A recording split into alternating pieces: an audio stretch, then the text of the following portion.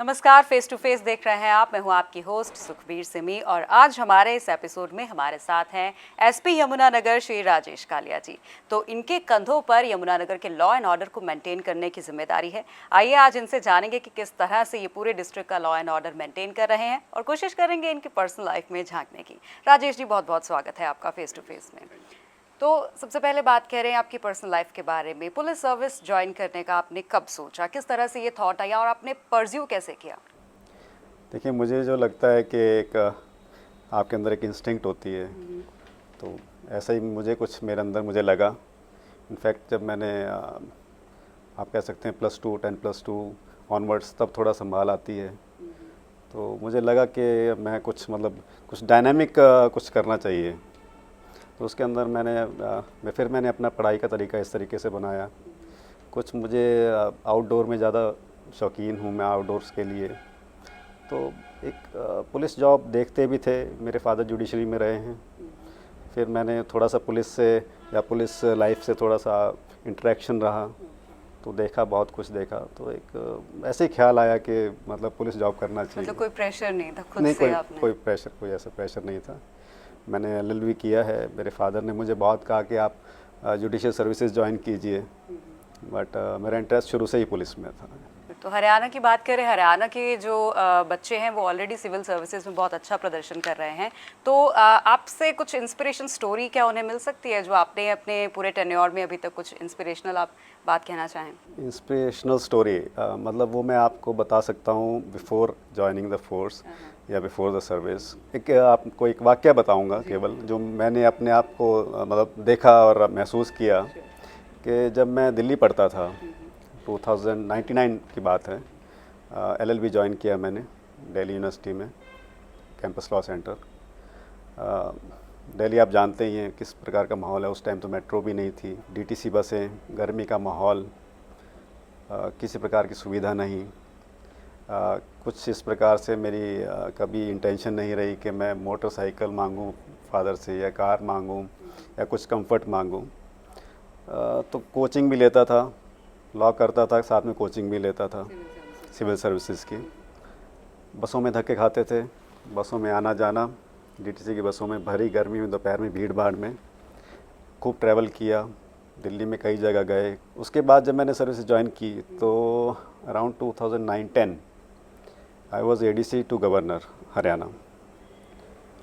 That was first time जो कि कोई ऑफिशियल गाड़ी में कहें या फिर एक किसी डिस्ट्रिक्ट में या किसी स्टेट में, कोई एक हेड हैं, कॉन्स्टिट्यूशनल हेड हैं, तो गवर्नर हैं, तो उनकी जो गाड़ी है उसमें एक निशान लगा होता है, नंबर नहीं होता है।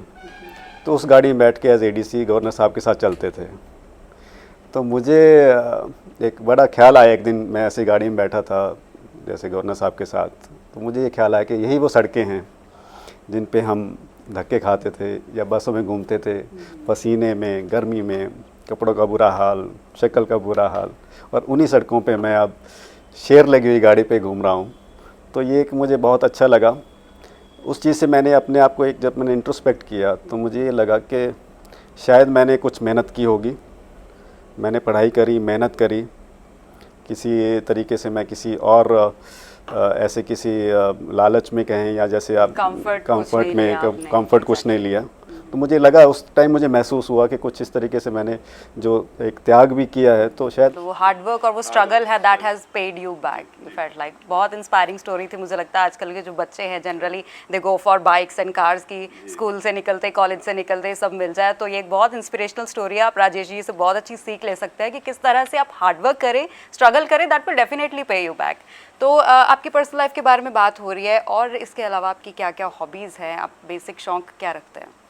देखिए, शौक़ तो वैसे हॉबीज़ तो बहुत हैं। दिल करता है कि अच्छा घूमना फिरना हो, घूमना फिरना मतलब विजिटिंग प्लेसेस, एक्सप्लोर करना। उसके अलावा अगर जब कुछ टाइम मिलता है तो म्यूज़िक सुनना है। म्यूज़िक मैं काफ़ी पसंद करता हूँ। एक रिलैक्स भी हो जाता है इंसान थक हार के। अगर आप कंफर्ट मतलब उस टाइप आपको जो चाहिए तो वो म्यूज़िक ही दे पाता है। सुनते ही हैं या गाते भी? गाने का तो हो जाता है, गाना मतलब गुनगुनाना, गाना नहीं एग्जैक्टली, गुनगुनाना हो जाता है। कुछ गाने जो पसंद आते हैं सुनते सुनते उसको गुनगुनाते भी हैं। आउटडोर में मैं मतलब कोशिश करता हूँ कि फ़िटनेस के लिए या स्पोर्ट्स के लिए कोई भी एक्टिविटी है उसमें पार्टिसिपेट करूँ, तो मतलब उस चीज़ से मुझे खुशी मिलती है। तो स्ट्रेस को कैसे मैनेज करते हैं? ये तो हॉबीज़ रही, जब आपके पास फ्री टाइम है आप कैसे स्पेंड करते हैं, लेकिन जो वर्क स्ट्रेस होता है, क्योंकि जिस पोजीशन पर आप है अल्टीमेटली बहुत सारा प्रेशर रहता है आप पर, तो उस अननेसेसरी स्ट्रेस को रिलीव करने के लिए आप कैसी एक्टिविटीज़ करते हैं? अननेसेसरी स्ट्रेस को रिलीव केवल जो मुझे लगता है जो मेरे साथ है केवल प्रकृति है या नेचर है। तो अगर आप खाली बैठ के अगर 2 पल अगर आसमान में देख लें या किसी वृक्ष को देख लें या किसी पक्षी को देख लें, तो आपका स्ट्रेस दूर हो जाएगा। That is one. उसके अलावा अगर कुछ कभी मुझे लगता है कि मैं स्ट्रेस से अगर बाहर नहीं निकल पा रहा हूँ या फिर कुछ ऐसा बर्डन है जो प्रोलॉन्ग्ड जो मुझे तंग कर रहा है, तो फिर मैं कुछ बुक्स पढ़ता हूँ। नॉट लाइक दैट, कुछ ऐसी बुक्स जो अध्यात्म या वैसे कुछ, any book of my interest.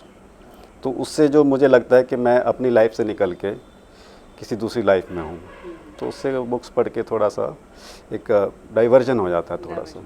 हाँ जी, हाँ जी। तो यमुनानगर में आपकी पोस्टिंग हुई, आपने बताया कुछ ही समय पहले आपकी पोस्टिंग हुई, तो किस तरह के चैलेंजेस हैं यहाँ पर बाकी डिस्ट्रिक्ट से, और आपकी सर्विस में अब तक किस तरह से डिफरेंट है यहाँ की पोस्टिंग आपकी? हर ज़िले में हर डिस्ट्रिक्ट में अलग अलग तरीके से क्राइम रेट रहता है, पर्टिकुलर प्रॉब्लम्स रहती हैं, स्पेसिफिक प्रॉब्लम्स रहती हैं हर डिस्ट्रिक्ट में।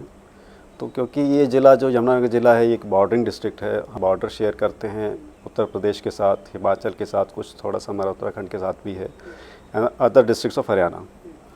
एक यमुना बेल्ट है यहाँ पे, तो उस वजह से हमारे कुछ चैलेंजेस हैं इस डिस्ट्रिक्ट में। एक तो माइनिंग का बहुत बड़ा इशू है, जो माइनिंग वैसे होती है, खनन जिसको हम बोलते हैं, तो काफ़ी हद तक इस पे हम कंट्रोल भी करते हैं। प्लस अब तो कुछ 5-6 महीने से माइनिंग का ठेका मिला है, खुल चुकी है माइनिंग।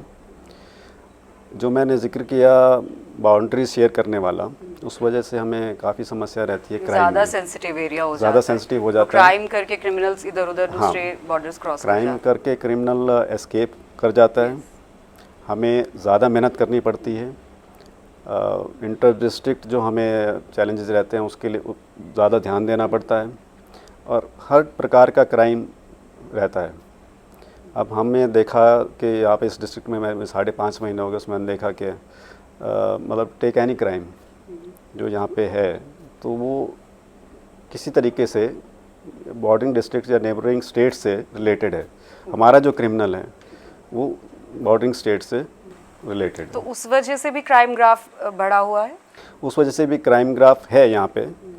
बट अगर मैं यमुनानगर पर्टिकुलर की बात करूँ तो इस प्रकार का कोई हमें क्राइम ग्राफ में बढ़ोतरी नहीं है, या फिर इस तरह का कोई हीनस क्राइम जो नहीं हो रहा है वो नहीं है। जो पैटी क्राइम है, बिकॉज यहाँ पे इंटर डिस्ट्रिक्ट इंटर स्टेट जो मूवमेंट है बहुत इजी है, बहुत आराम से कोई भी क्राइम करने वाला है क्रिमिनल, वो यहाँ पे एंट्री लेता है, एग्ज़िट लेता है, अपनी मूवमेंट रखता है।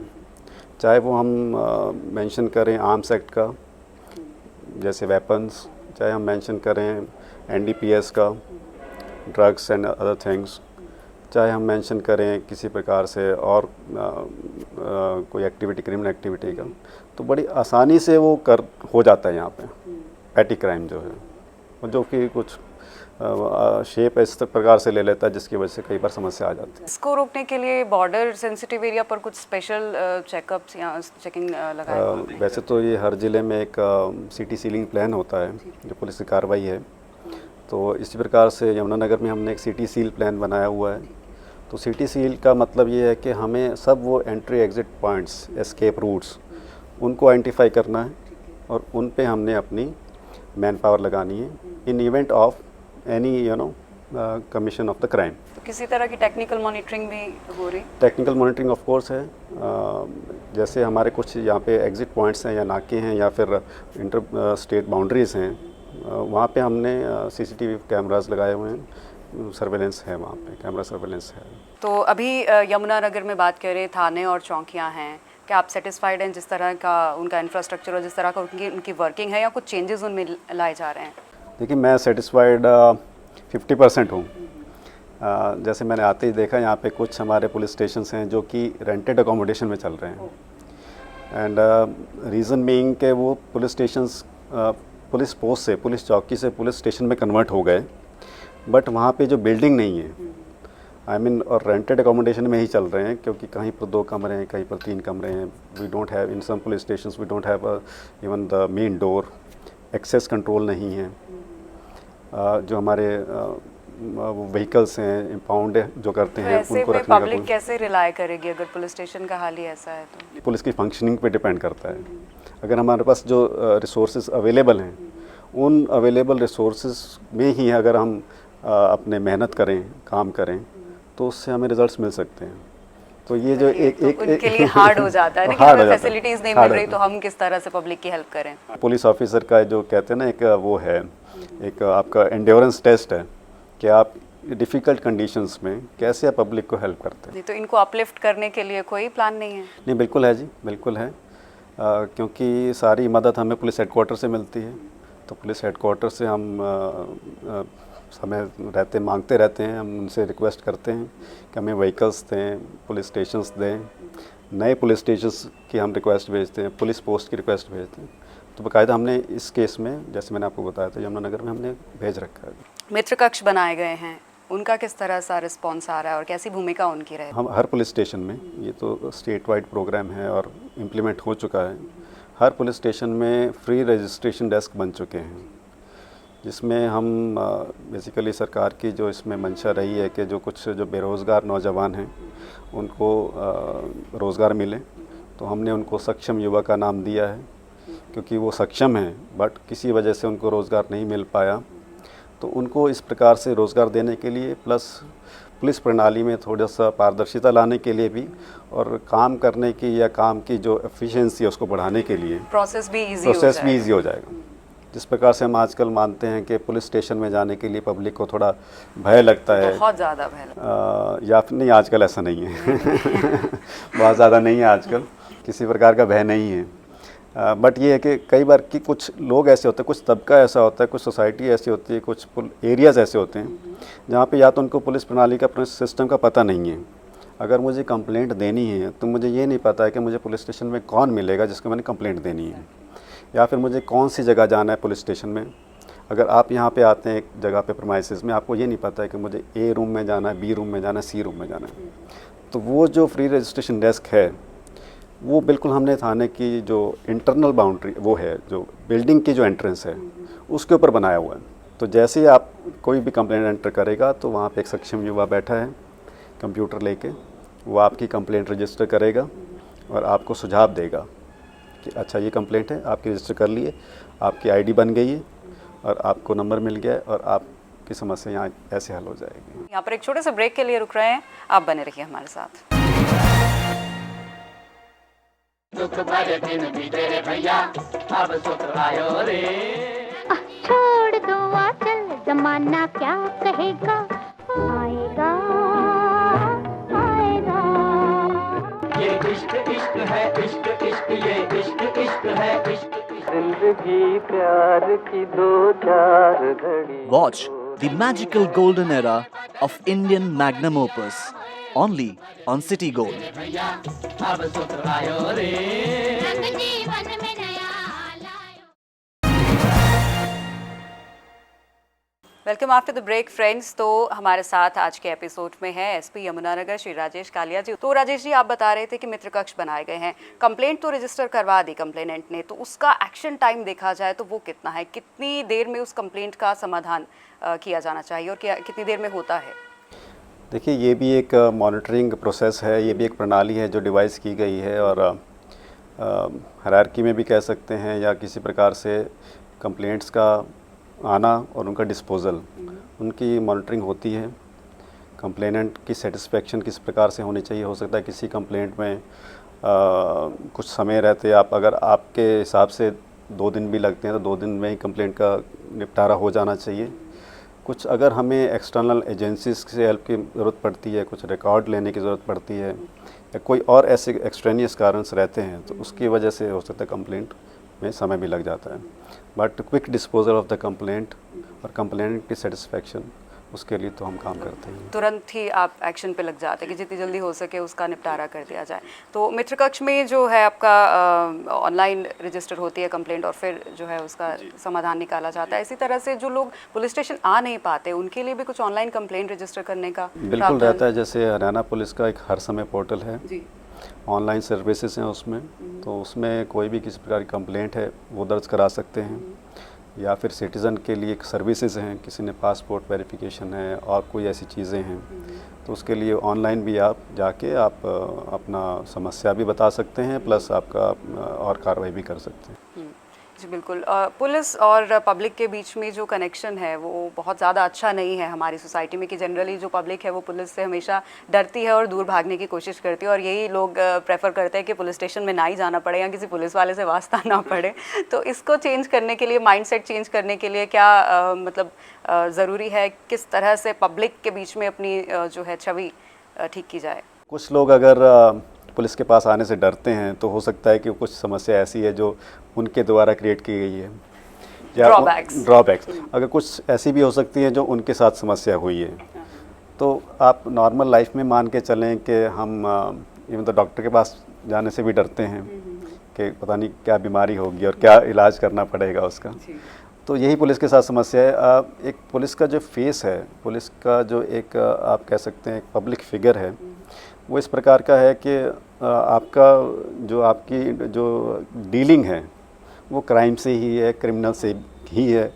और जैसे हम शुरू से बात करते आ रहे हैं कि वो स्ट्रेस रहता है, प्रेशर रहता है, तो एक पुलिस की इमेज इस प्रकार से बनी हुई है जो कि केवल एक इमेज है, असल में ऐसा नहीं है। एक इमेज है कि पुलिस वाले बात ठीक नहीं करेंगे, रूड होंगे या किसी प्रकार से आपकी बात नहीं सुनी जाएगी। बट ये परसेप्शन चेंज करना, बेसिकली ये परसेप्शन चेंज करना इसलिए है कि उसको हम ज़्यादा से ज़्यादा हम सेंसिटाइज करें, अपने लोअर स्टाफ को सेंसिटाइज करें, हम सब ज़्यादा से ज़्यादा पब्लिक साथ इंटरेक्शन करें, जो कि अभी आजकल हम उस लाइंस पे चल भी रहे हैं कि ज़्यादा से ज़्यादा कम्युनिटी पुलिसिंग हो, ज़्यादा से ज़्यादा पब्लिक इंटरेक्शन हो, पब्लिक इंटरफेस हो, ताकि हम ज़्यादा से ज़्यादा लोगों से जुड़ें और उस जुड़ाव में हम अपना जो मुद्दा है या हमारा जो मकसद है उसको क्लियर करें, और ये पब्लिक भी हमारे से समझे कि क्या प्रॉब्लम है। क्योंकि मुझे लगता है कि जो कम्युनिकेशन गैप है उस वजह से बहुत सारी समस्याएं उत्पन्न होती हैं। कुछ ऐसी समस्याएं हैं जो हम आपस में बातचीत करके एक दूसरे को बता सकते हैं, सुन सकते हैं। तो ऐसा नहीं है, कुछ जगह कुछ समस्याएं ज़रूर आती हैं, लेकिन हम लगातार अपने लोअर स्टाफ को भी और प्लस खुद भी ये कोशिश करते हैं कि ज़्यादा से ज़्यादा पब्लिक इंटरेक्शन हो। पब्लिक इंटरेक्शन को बढ़ाने के लिए कोई कैंपेन वगैरह स्टार्ट करने की सोच रहे हैं आप? क्योंकि नॉर्मली पब्लिक को ये लगता है कि रूडनेस तो पुलिस वालों के डीएनए में है। स्कूलों में जाते हैं, कॉलेजेस में जाते हैं, अलग अलग एसोसिएशंस हैं, सोसाइटीज़ हैं, उनके साथ मीटिंग्स रखते हैं। तो उससे हम वही, जैसे मैंने कहा कि जितना इंटरेक्शन बढ़ेगा उस हिसाब से हम करते हैं, बहुत हम करते हैं, इस प्रकार से करते हैं। तो यमुनानगर में जो है समस्याओं की बात करें तो ट्रैफिक एक बहुत बड़ी प्रॉब्लम है, बिकॉज हमने भी देखा है कि roads are not very well maintained और ट्रैफिक जो है डाइवर्जन भी उसका सही तरीके से नहीं। तो उसको किस तरह से आप मैनेज कर रहे हैं और क्या क्या चैलेंजेस आ रहे हैं उसमें? देखिए, यमुनानगर में जैसे जिस दिन मैंने ज्वाइन किया था तो मुझे देखते ही लगा कि यहाँ पे ट्रैफिक की बहुत भारी समस्या है, और वो समस्या इसीलिए ही है क्योंकि यहाँ पे कुछ इंफ्रास्ट्रक्चर इस प्रकार का है, इंजीनियरिंग प्रॉपर नहीं है, रोड्स प्रॉपर नहीं है, जिसकी वजह से ट्रैफिक समस्या बनी हुई है। और साथ में ही देखा जाए जिस प्रकार यहाँ पे जिस इंडस्ट्री है, वेरियस इंडस्ट्रीज़ हैं जो इनका कारोबार यहाँ पे काफ़ी है, तो उस वजह से यहाँ पे इंडस्ट्रियल टाउन होने की वजह से भी यहाँ पे हैवी ट्रैफिक की मूवमेंट भी बहुत है। जैसे आपने बताया कि बॉर्डर एरिया है तो उस वजह से बॉर्डर एरिया है तो उस वजह से बहुत मूवमेंट है। यहाँ से मतलब ट्रांजिट बहुत है, हरिद्वार भी जा रहे हैं लोग, देहरादून भी जा रहे हैं लोग, औंटा साहब भी जा रहे हैं, 2-3 स्टेट से क्रिस क्रॉसिंग है, तो उस वजह से ट्रैफिकुलर मूवमेंट बहुत ज़्यादा है यहाँ पे। तो उस वजह से एक बहुत बड़ा चैलेंज है जो मैंने यहाँ पे आके देखा, ट्रैफिक मेंटेन करना, ट्रैफिक मैनेज करना यहाँ पे बहुत बड़ा चैलेंज है। रोड्स की कंडीशन कुछ जगह ठीक भी है, कुछ जगह ठीक नहीं है, इंजीनियरिंग ठीक नहीं है। तो काफ़ी कोशिश की गई, काफ़ी मुद्दे देखे गए, तो उसमें कुछ चीज़ें ऐसी थी जो हमने इम्प्लीमेंट की जो मेरे अधिकार क्षेत्र में थी। हैवी ट्रैफिक को पर्टिकुलर टाइम या पर्टिकुलर स्ट्रेच पे रिस्ट्रिक्ट करना, कुछ ट्रैफिक पॉइंट्स बढ़ाना, ट्रैफिक लाइट्स लगवाना, ये कुछ हमने चीज़ें की हैं। लीगल माइनिंग बहुत बड़ा मुद्दा है यमुनानगर में, तो इसको किस तरह से कंट्रोल किया जाएगा? क्योंकि नॉर्मली बहुत सारी न्यूज़ आती हैं कि इलीगल माइनिंग को लेकर जो भी नया जो है अधिकारी पोस्ट होता है तो उनको भी थ्रेटनिंग मिलनी शुरू हो जाती है माफिया की तरफ से कि उनको किसी तरह से बस रोका ना जाए, उनकी माइनिंग चलती रहे। इस पर किस तरह से कंट्रोल कर रहे हैं?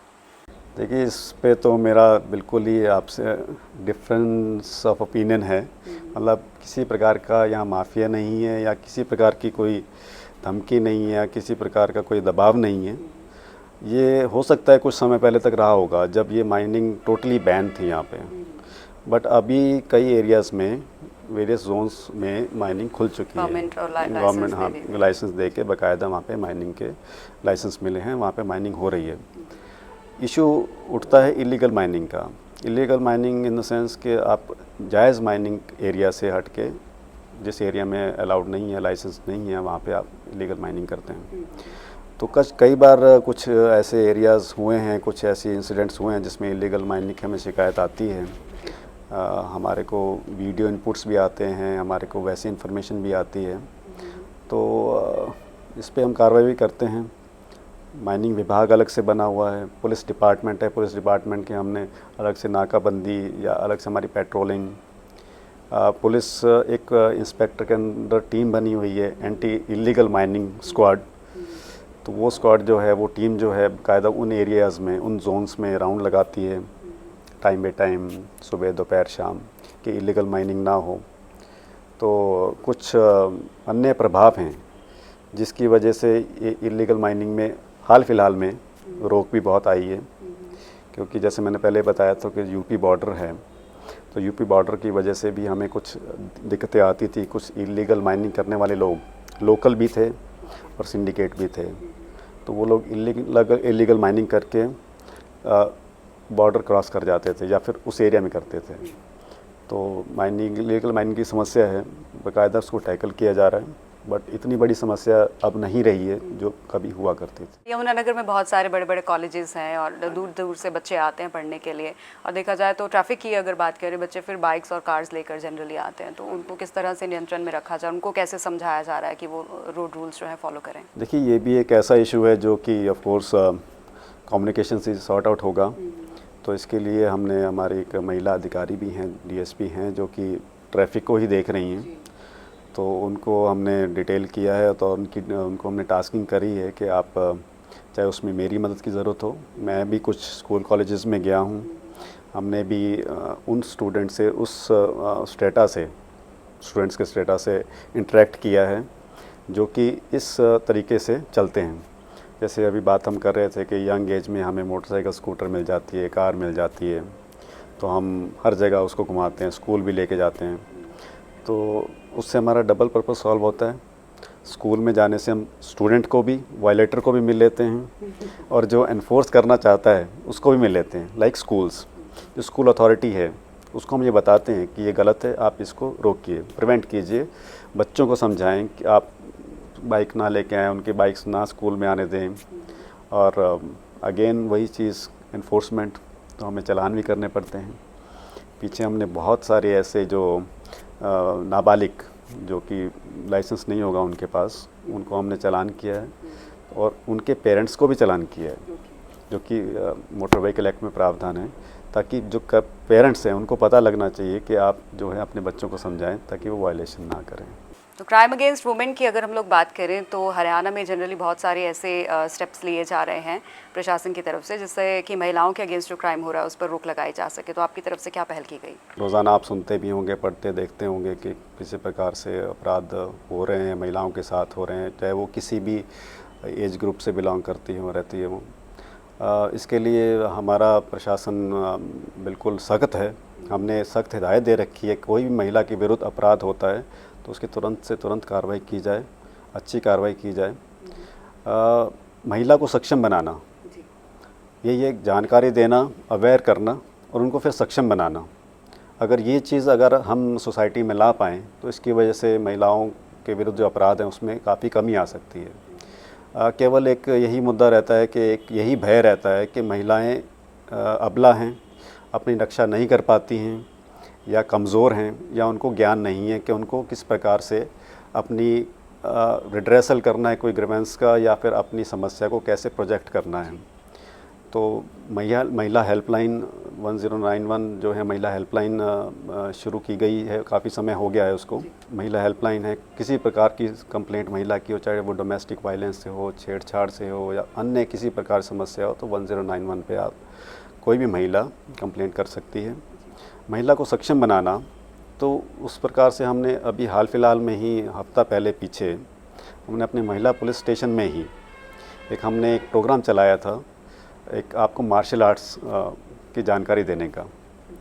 तो इसी बात में मैं आपको बताऊं, जैसे हमने हरियाणा पुलिस कैडेट कोर भी स्टार्ट किया हुआ है, जिसके अंदर जिस एनसीसी के तर्ज पे ही एक हरियाणा पुलिस कैडेट कोर, ताकि बच्चों में स्कूल के जाने वाले बच्चों में एक अच्छा बनने की, एक अच्छा नागरिक और एक अच्छा समाज में अच्छा बनने की एक उनको अंदर जागृत हो, इच्छा जागृत हो।